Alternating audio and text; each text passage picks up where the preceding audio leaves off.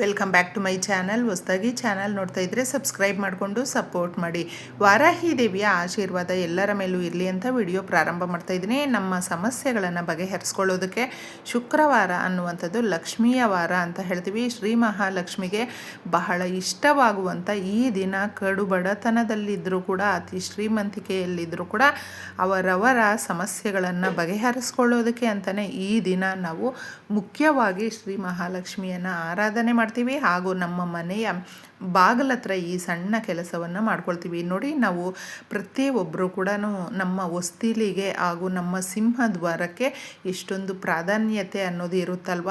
ಆ ಜಾಗದಲ್ಲಿ ನಾವು ಕ್ಲೀನಾಗಿ ತೊಳೆದು ಅರಿಶಿನ ಕುಂಕುಮ ಇಟ್ಟು ಸ್ವಲ್ಪ ಪಚ್ಚ ಕರ್ಪೂರ ಆಗಿರಬಹುದು, ರೋಸ್ ವಾಟರ್ ಆಗಿರಬಹುದು, ಅದನ್ನು ನಾವು ಮಿಕ್ಸ್ ಮಾಡಿ ಅರಿಶಿನ ಕುಂಕುಮ ಲೇಪನ ಮಾಡಿದಾಗ ಹೊಸ್ತಿಲಿಗೆ ಅದು ಶಕ್ತಿದಾಯಕವಾಗಿ ಮಾರ್ಪಾಟಾಗುತ್ತೆ. ನಮ್ಮ ಮನೆಯ ಹತ್ತಿರ ಸುತ್ತಮುತ್ತ ಇರುವಂಥ ನೆಗೆಟಿವ್ ಎನರ್ಜಿಯನ್ನು ಅದು ಅಬ್ಸರ್ವ್ ಮಾಡಿಕೊಳ್ಳುತ್ತೆ. ಅದಕ್ಕೋಸ್ಕರನೇ ನಮ್ಮ ಸಿಂಹದ್ವಾರ ಮುಖ್ಯವಾಗಿ ಹೊಸ್ತಿಲನ್ನು ನಾವು ಅರಿಶಿನ ಕುಂಕುಮ ಇಟ್ಟು ರಂಗೋಲಿ ಹಾಕಿ ಪುಟ್ಟದಾಗಿ ಹೂವುಗಳನ್ನು ಇಟ್ಟಾಗ ನೋಡೋದಕ್ಕೂ ಕೂಡ ಎಷ್ಟು ಕಣ್ಣು ತುಂಬಿ ಬರುತ್ತೆ, ಎಷ್ಟು ಚೆನ್ನಾಗಿರುತ್ತೆ. ಆದರೆ ನಾವು ಇದು ಯಾವುದು ಮಾಡದೇ ಇದ್ದಾಗ ನೋಡಿ ನಮ್ಮ ಹೊಸ್ತಿಲ ಹತ್ರ ಯಾವ ರೀತಿ ಇರುತ್ತೆ ಅನ್ನೋದು, ಈ ಎರಡರ ಮಧ್ಯೆ ಎಷ್ಟೊಂದು ನಮಗೆ ಡಿಫ್ರೆನ್ಸಸ್ ಇರುತ್ತಲ್ವ. ಅದಕ್ಕೋಸ್ಕರ ನಾವು ಶುಕ್ರವಾರನಾದರೂ ಹೊಸ್ತಿಲಿಗೆ ಈ ರೀತಿ ಪುಟ್ಟದಾಗಿ ವಾರದಲ್ಲಿ ನೀವು ಯಾವ ದಿನ ಪೂಜೆ ಮಾಡ್ತೀರೋ ಆ ಥರ ಖಾಲಿ ಬಿಡದೇನೆ ಮಾಡ್ಕೊಂಡು ನೋಡಿ. ಮುಖ್ಯವಾಗಿ ನಿಂಬೆಹಣ್ಣಿನ ಪರಿಹಾರ ಸ್ನೇಹಿತರೆ. ನಿಂಬೆಹಣ್ಣು ಅಂತ ಹೇಳಿದ್ರೆ ನಾವು ಬೇರೆ ಮಾತು ಹೇಳೋ ಹಂಗೆ ಇಲ್ಲ, ಯಾಕಂದರೆ ಇದಕ್ಕೆ ಬಹಳ ಶಕ್ತಿ ಅನ್ನೋದಿದೆ. ಇದನ್ನು ನಾವು ಯಾರಿಗಾದರೂ ನೆಗೆಟಿವ್ ದೃಷ್ಟಿ ದೋಷಗಳು, ನರದೃಷ್ಟಿ ಅಂತ ಹೇಳ್ತೀವಿ ನೋಡಿ, ಅದಿದೆ. ತುಂಬ ಸಮಸ್ಯೆಗಳು, ಏಳಿಗೆ ಅನ್ನೋದೇ ಆಗ್ತಾ ಇಲ್ಲ. ಯಾಕೋ ನಾವು ಸುಮ್ಮನೆ ಆಗಿಬಿಟ್ಟಿದ್ದೀವಿ, ನಮ್ಮ ಸಮಸ್ಯೆಗಳಿಗೆ ದಾರಿ ಇಲ್ವಾ ಅನ್ನುವ ಸಂದರ್ಭದಲ್ಲಿ ಬಳಸುವಂಥ ವಸ್ತುಗಳಲ್ಲಿ ಇದು ಕೂಡ ಒಂದು. ನಿಂಬೆಹಣ್ಣು ಅಂತ ಹೇಳಿದ್ರೆ ನಮಗೆ ಅಗಾಧವಾದ ಶಕ್ತಿ ಅನ್ನೋದು ಇದರಲ್ಲಿ ಇದೆ. ಒಂದು ಚೆನ್ನಾಗಿರುವಂಥ ನಿಂಬೆಹಣ್ಣನ್ನು ತಗೊಳ್ಬೇಕು. ಇದನ್ನು ನೀವು ಶುಕ್ರವಾರ ಸಂಜೆ 7 ಗಂಟೆಯ ಮೇಲೆ ಮಾಡಿಕೊಂಡ್ರೂ ಸಾಕು. ಯಾಕಂದರೆ ಪ್ರತಿಯೊಬ್ಬರ ಮನೆಯಲ್ಲೂ ಕೂಡ ನಾವು ನಿಂಬೆಹಣ್ಣು ಅನ್ನುವಂಥದ್ದು ಇಟ್ಟಿರ್ತೀವಿ. ನಿಂಬೆಹಣ್ಣಿಗೆ ತುಂಬ ಪ್ರಾಧಾನ್ಯತೆ ಅನ್ನೋದು ಇದೆ ಸ್ನೇಹಿತರೆ. ಅದನ್ನು ನಾವು ಇಟ್ಕೊಂಡಿರಲೇಬೇಕು. ಮನೆಯಲ್ಲೂ ಕೂಡ ನಾವು ಒಂದು ಗಾಜಿನ ಲೋಟದಲ್ಲಿ ನೀರು ತುಂಬಿಸಿ ಅದರೊಳಗಡೆ ಹಾಕಿ ಇಟ್ಟಿರ್ತೀವಿ ನೋಡಿ. ದೇವಸ್ಥಾನಕ್ಕೆ ಹೋಗಿ ಬಂದಾಗಲೂ ಕೂಡ ನಿಂಬೆಹಣ್ಣು ಅನ್ನೋದು ಕೊಟ್ಟಿರ್ತಾರೆ.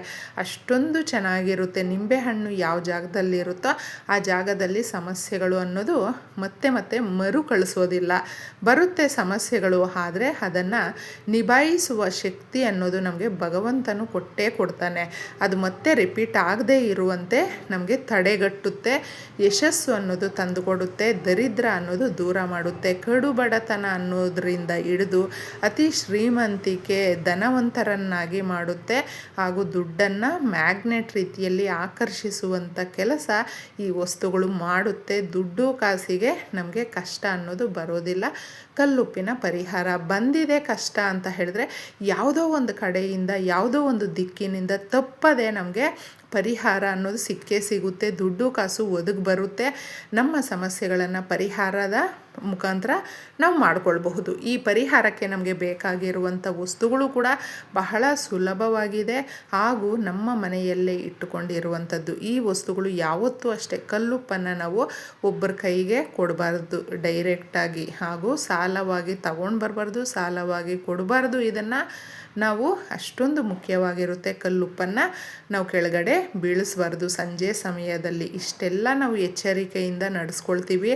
ಅಷ್ಟೊಂದು ಒಂದು ಶಕ್ತಿ ಕಲ್ಲುಪ್ಪಿಗೆ ಇದೆ ಅಂತ ಹೇಳಿದ್ರೆ ಇನ್ನು ಮನುಷ್ಯನಿಗೆ ಬರುವಂಥ ಸಮಸ್ಯೆಗಳನ್ನು ಹೋಗಲಾಡಿಸೋದಕ್ಕೆ ಇದು ಎಷ್ಟು ಶಕ್ತಿ ಇರುತ್ತೆ, ಹಾಗೂ ನಮ್ಮ ಸಮಸ್ಯೆಗಳನ್ನು ಎಷ್ಟು ಬೇಗ ತೀರಿಸುತ್ತೆ ಅನ್ನೋದು ನಾವೇ ಇದ್ರ ಬಗ್ಗೆ ಅಂದಾಜು ಮಾಡ್ಕೊಳ್ಬಹುದು. ಇದಕ್ಕೆ ಕಲ್ಲುಪ್ಪನ್ನು ಒಂದು ಸ್ವಲ್ಪ ತಗೊಳ್ಳಿ. ಕಲ್ಲುಪ್ಪಿನ ಪರಿಹಾರ ಮಾತ್ರ ಯಾರಿಗೆ ಬೇಕಾದರೂ ಸ್ನೇಹಿತರೆ ನಿಮಿಷಗಳಲ್ಲೇ ಒಳ್ಳೆ ಬದಲಾವಣೆ ಅನ್ನೋದು ತಂದುಕೊಡುತ್ತೆ. ಚೇಂಜಸ್ ತುಂಬ ಇರುತ್ತೆ. ಅಷ್ಟೊಂದು ಶಕ್ತಿದಾಯಕವಾಗಿರುವಂಥ ಅರಳುಪ್ಪು ಇದನ್ನು ತಗೊಳ್ಬೇಕು. ಪುಡಿ ಉಪ್ಪು ಯಾವುದೇ ಕಾರಣಕ್ಕೂ ಕೂಡ ನೀವು ತಗೊಳ್ಳೋದಕ್ಕೆ ಹೋಗಬೇಡಿ. ನಾವು ನಮ್ಮ ಕೈಯಿಂದ ಇನ್ನೊಬ್ಬರಿಗೆ ಕೊಟ್ಟಾಗ ನಮ್ಮ ಕೈಯಲ್ಲಿ ಒಳ್ಳೆಯದಿದ್ದರೂ ಕೂಡ ಅವ್ರಿಗೋಗುತ್ತೆ, ಕೆಟ್ಟದ್ದಿದ್ರೂ ಹೋಗುತ್ತೆ, ಜಗಳಗಳಾಗುತ್ತೆ. ಅದಕ್ಕೆ ಒಬ್ಬರ ಕೈಯಿಂದ ಒಬ್ರಿಗೆ ನಾವು ಕೊಡಬಾರ್ದು. ಇನ್ನು ಈ ಪರಿಹಾರವನ್ನು ಸಂಜೆ 7 ಗಂಟೆಯ ಮೇಲೆ ನೀವೊಂದು ವೀಳ್ಯದೆಲೆ ತಗೊಳ್ಳಿ, ಅಥವಾ ಒಂದು ಯಾವುದಾದ್ರೂ ನಿಮಗೆ ಅವೈಲೇಬಲ್ ಇರುವಂಥ ಎಲೆಯನ್ನು ತಗೊಳ್ಬಹುದು. ದಾಸವಾಳದ ಎಲೆಯಿಂದ ನೀವು ಹರಳಿ ಎಲೆ ಏನಾದರೂ ತಗೊಳ್ಬಹುದು. ತಗೊಂಡಿದೆ ಅದ್ರ ಮೇಲೆ ಎಷ್ಟು ಹಿಡಿಯುತ್ತೋ ಅಷ್ಟು ಮಾತ್ರ ನೀವು ಕಲ್ಲುಪ್ಪನ್ನು ಹಾಕಿ, ನಿಂಬೆಹಣ್ಣು ನೋಡಿ ಇಲ್ಲಿ ತೋರಿಸಿರುವಂಥ ವಿಧಾನದಲ್ಲಿ 4 ಭಾಗಗಳಾಗಿ ಕಟ್ ಮಾಡಬೇಕು. ಇದನ್ನು ಕಟ್ ಮಾಡಿಬಿಟ್ಟು ಅದ್ರ ಒಳಗಡೆ ಸ್ವಲ್ಪ ಅರಿಶಿಣ, ಸ್ವಲ್ಪ ಕುಂಕುಮ ಹಾಗೂ ಕಾಳುಮೆಣಸು 5 ಹಾಕಿ. ಕಾಳುಮೆಣಸು ಯಾವ ಜಾಗದಲ್ಲಿರುತ್ತೋ ನೆಗೆಟಿವ್ ಎನರ್ಜಿ ಇರೋದಿಲ್ಲ, ನರದೃಷ್ಟಿ ಇರೋದಿಲ್ಲ. ಹಾಗೂ ಮನುಷ್ಯನು ನಮ್ಮ ಮೇಲೆ ಏನೆಲ್ಲ ಸಿಟ್ಟು ಮಾಡ್ಕೊಂಡಿರ್ತಾರೆ ನೋಡಿ, ಏನೆಲ್ಲ ಕೋಪ ಮಾಡ್ಕೊಂಡಿರ್ತಾರೆ, ಏನು ದ್ವೇಷ ಸಾಧಿಸ್ತಾ ಇರ್ತಾರೆ, ಅದೆಲ್ಲವೂ ಕೂಡ ಹೊರಗಡೆಯಿಂದ ಹಂಗಂಗೆ ಹೋಗ್ಬಿಡುತ್ತೆ. ಯಾರ್ದು ಏನೂ ಅಷ್ಟೇ ನಮ್ಮ ಮೇಲೆ ಅದರ ಪ್ರಭಾವ ಅನ್ನೋದು ಬೀರೋದಿಲ್ಲ. ಇನ್ನು ನಮ್ಮ ಮನೆಯಲ್ಲಿ ಇರುವಂಥ ನಕಾರಾತ್ಮಕ ಶಕ್ತಿ ಏನೇ ಇದ್ದರೂ ಕೂಡ ಅದನ್ನು ಕೂಡ ಎಳ್ಕೊಳ್ಳುವಂಥ ಶಕ್ತಿ ಕಾಳುಮೆಣಸಿಗೆ ಇದೆ. ಇದನ್ನು ನೀವು ಇದರೊಳಗಡೆ ಹಾಕಬೇಕು. ಇಷ್ಟನ್ನು ನೀವು ಹಾಕಿ ಇದನ್ನು ಪೂರ್ತಿಯಾಗಿ ನಿಮ್ಮ ಮನೆಯ ಹೊಸ್ತಿಲ ಹತ್ರ ಇಡಬೇಕು ಸ್ನೇಹಿತರೆ. ಬಲಗಡೆ ಎಡಗಡೆ ಯಾವ ಕಡೆ ನಿಮಗೆ ಜಾಗ ಇರುತ್ತೋ ಆ ಕಡೆ ಇಡಿ.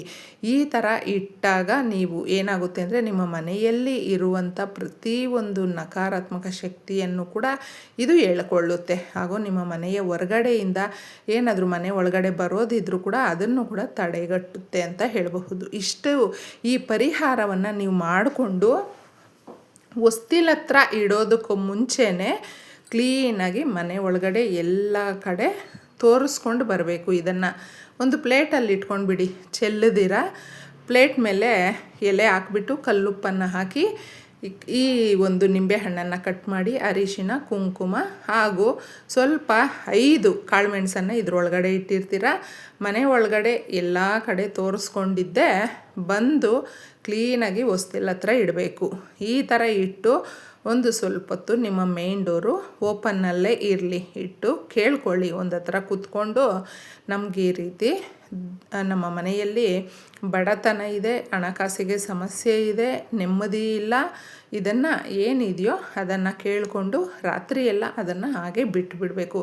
ಮಾರನೇ ದಿನ ನೀವು ಎದ್ದಾಗ ಇದನ್ನು ಒಂದು ಕವರಲ್ಲಿ ತಗೊಳ್ಬೇಕು. ಡೈರೆಕ್ಟಾಗಿ ನೀವೇನು ಅದನ್ನೇನು ಮುಟ್ಟೋದಕ್ಕೆ ಹೋಗ್ಬೇಡಿ. ಒಂದು ಕವರ್ ಸಹಾಯದಿಂದ ಹಾಕ್ಕೊಂಡಿದ್ದೆ ಸೀದಾ ತಗೊಂಡೋಗಿ ಆದಷ್ಟು ಹರಿಯುವ ನೀರೇನಾದರೂ ಇದ್ದರೆ ಅದಕ್ಕೆ ಹಾಕ್ಬಿಟ್ಟು ಬನ್ನಿ. ಹರಿಯುವ ನೀರು ಇಲ್ಲ ಅಂತ ಹೇಳಿದ್ರೆ ಮಾತ್ರ ಎಲ್ಲಾದರೂ ಹಸಿರು ಗಿಡಗಳು ಆ ಥರ ಇರುತ್ತಲ್ವ, ಆ ಜಾಗದಲ್ಲಿ ತಗೊಂಡೋಗಿ ಇವುಗಳನ್ನು ಹಾಕಿ ನೀವು ಹಿಂತಿರುಗಿ ನೋಡಬಾರ್ದು, ವಾಪಸ್ ಕ್ಲೀನಾಗಿ ಮುಂದೆ ಬಂದುಬಿಡಿ. ಇಷ್ಟು ಮಾಡ್ಕೊಂಡು ನೋಡಿ, ತುಂಬ ಒಳ್ಳೆಯದಾಗುತ್ತೆ.